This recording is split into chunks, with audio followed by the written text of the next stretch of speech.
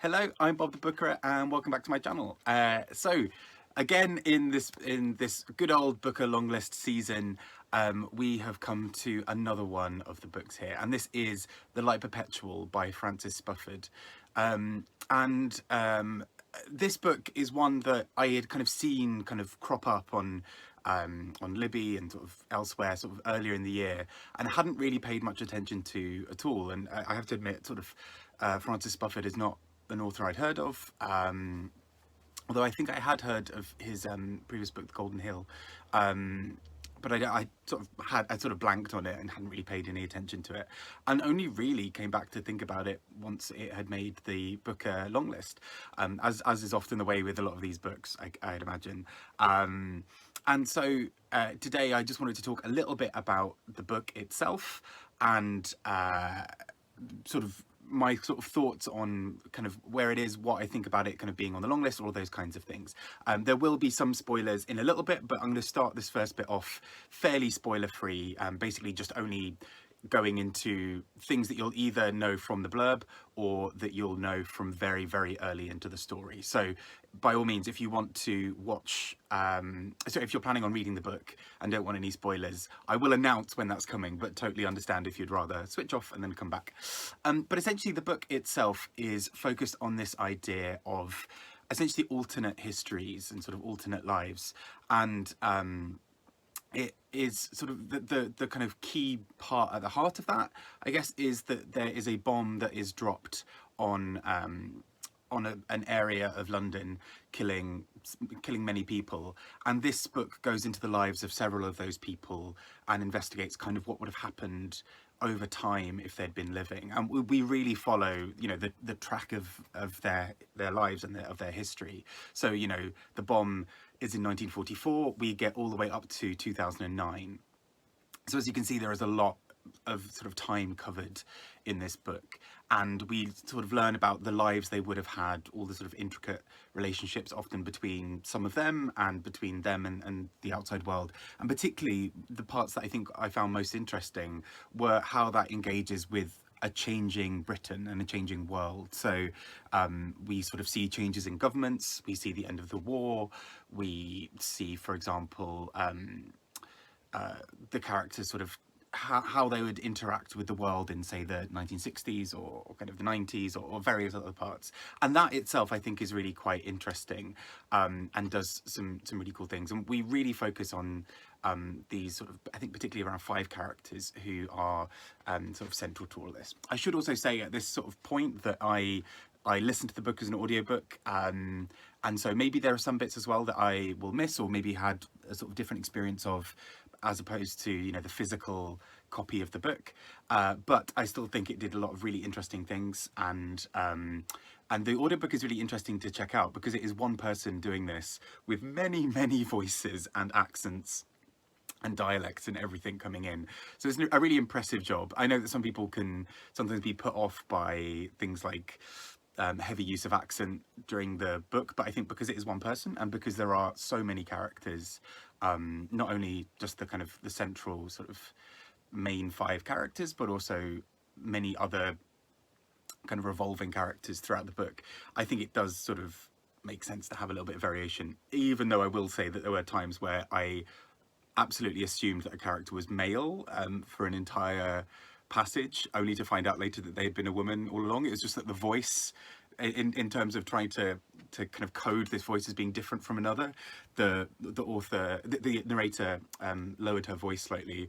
So there were a few where I was like, oh, okay, I totally imagined this as like a gay male relationship, and actually it's a heterosexual one. But you know, I think that's also me. I think I'm just sort of looking for elements of queer sort of stuff in everything, so there we go. And I should say on that note, actually, the book does do quite nicely in terms of moments of those of that kind of representation of LGBTQ characters. There are a few kind of who appear, and it's often presented in quite a subtle and kind and loving way. But I think overall, I found the book difficult, and I say that difficult is maybe not the right word. I think I found it a little bit bloated for the the goal of the book. So focusing on 5 characters, or kind of quite a few characters, is quite a lot to kind of hold in your head. And I think as a result, maybe for me, if this is kind of shrunken down to maybe 2 or 3 main characters, a little bit more, I would have appreciated that. And you know, and sometimes it will focus in. You do get a lot of time with each character, which is good at least. It doesn't feel like it constantly flits between them.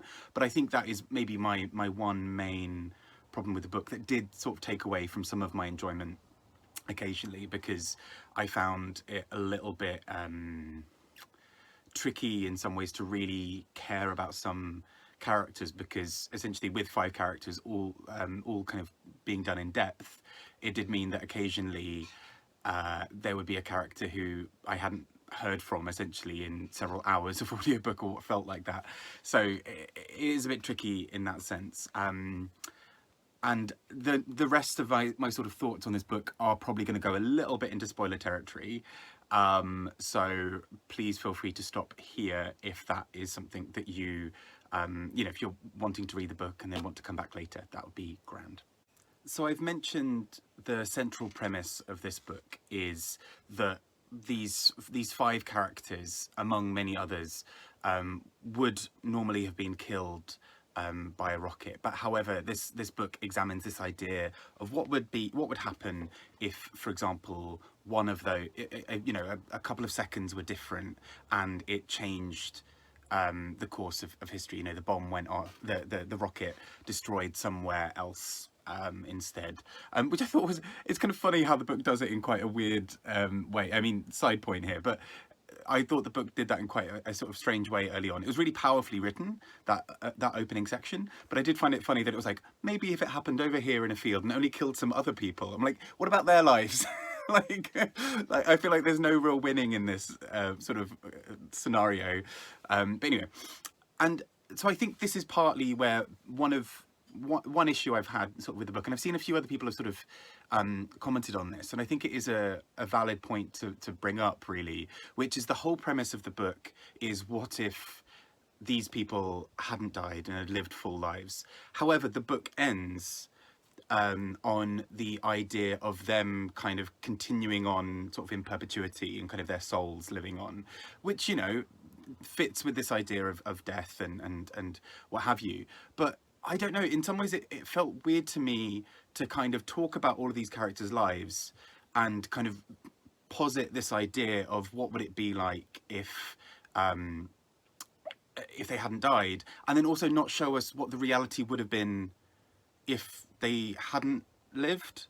I know that sounds really stupid, but we essentially get the whole of their lives as they would have lived them had they survived, you know, had they not been killed. But we don't, as a result, really know what would have been different if they hadn't been there. We don't really get a sense of if character A hadn't been there, how would it have impacted these other people's lives who were going to be alive either way, right? We don't get a sense of how their families would have changed, or how maybe something in the course of history would have been different. And I guess we don't necessarily need that. That's not necessarily what the novel was seeking to do. But in some ways that took me out of that basic premise, because for me it kind of was almost a bit of a so what. We watch their lives, and are we to basically sort of think, well, if this person hadn't become a journalist, somebody else would have anyway, and they probably would have done the same thing? Do we also kind of think about that with some of the other characters? Do we kind of perhaps think, if they hadn't been there to soothe or support this other person, what would have happened? Or if they hadn't been involved in this crime, as we see at one point, what would have happened? We don't really get a sense of that. And so I think I've seen a few people sort of say that he kind of bails, that Spufford in some ways bails on the premise of the book. I mean, maybe that, I'm not sure if I'd necessarily put it so harshly, but it does sort of seem that by the end of the book we kind of just sort of go, and they live on as souls, ta-da! And it's kind of, although it's a beautiful ending, and although it's really interestingly and beautifully written in very many parts of the book, I found it really quite moving in parts.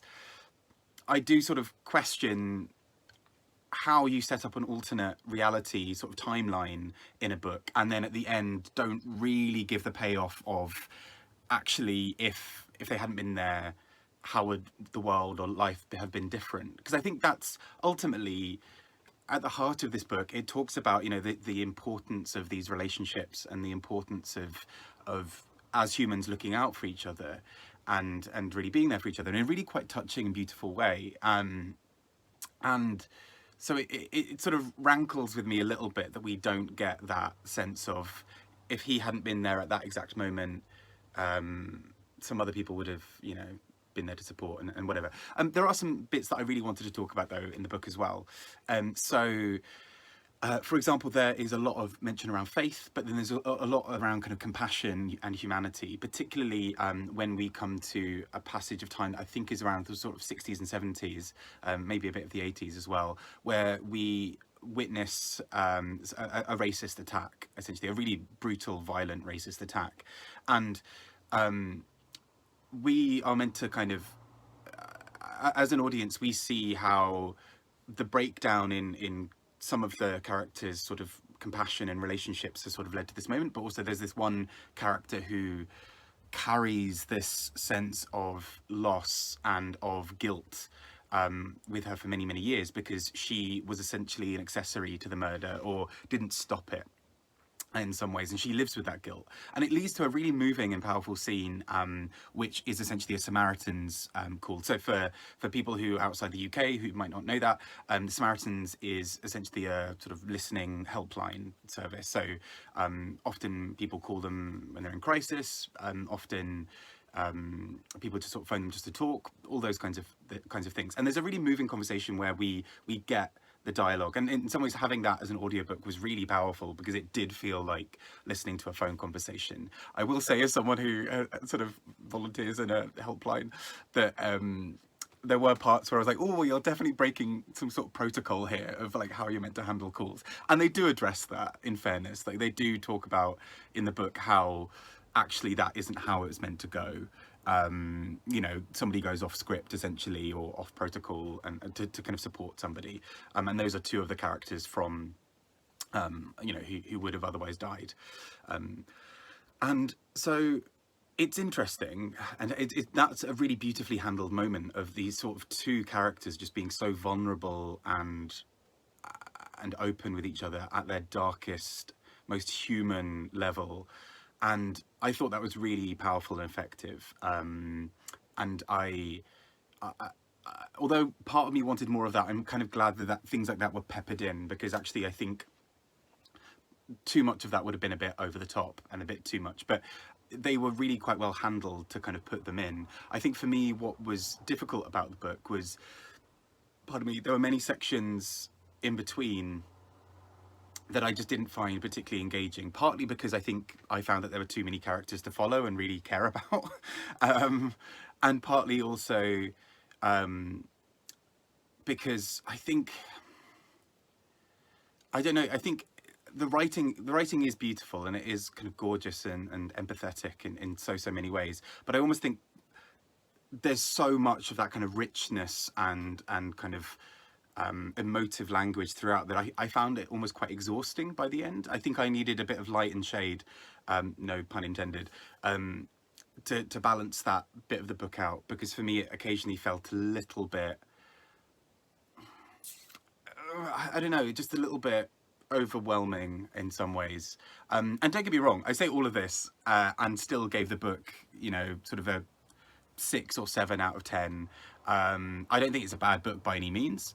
I just think it's maybe something that's not massively for me, and a book that I think has some really good parts and some really interesting moments, but I don't think fully does it for me in a way that I wouldn't necessarily have wanted. And again, maybe that's unfair, because, you know, I may be expecting the book to be something that it's not. And, you know, you can't retroactively go back and change that.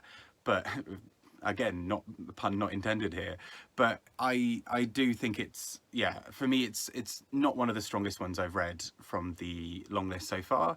If it does make the short list, I mean, I'd still be happy for it. I prefer it wasn't. I prefer that some other books were there instead of it, but I still do think it's, you know, I can see why it was chosen. And I think something that seems to be coming up in this year's long list, you know, long lists for Booker Prize, for the Booker Prize, or for any book prize generally, tend to have an overarching theme unintentionally. Partly because if you get five people in a room and the find the books that five people agree on, they may the things that they agree on, because reading is so personal, the things that they agree on may naturally overlap with certain themes. So in previous years, I think I want to say last year, there was a strong theme of motherhood and of sort of parents and sort of parent-child relationships, and that may reflect not only, of the 160 odd books that they looked through, those books may have struck a personal chord with some of the judges in a way that sort of encourage them to put that on the long list.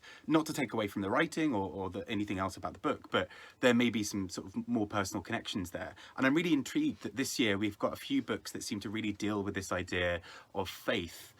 So Clara and the Sun does it. There's in Richard Powers' Bewilderment, there's this strong sense of faith in your own abilities and kind of in having kind of courage. In The Promise by Damon Galgut, there's this sort of faith in this idea of a promise and of kind of achieving something at the end.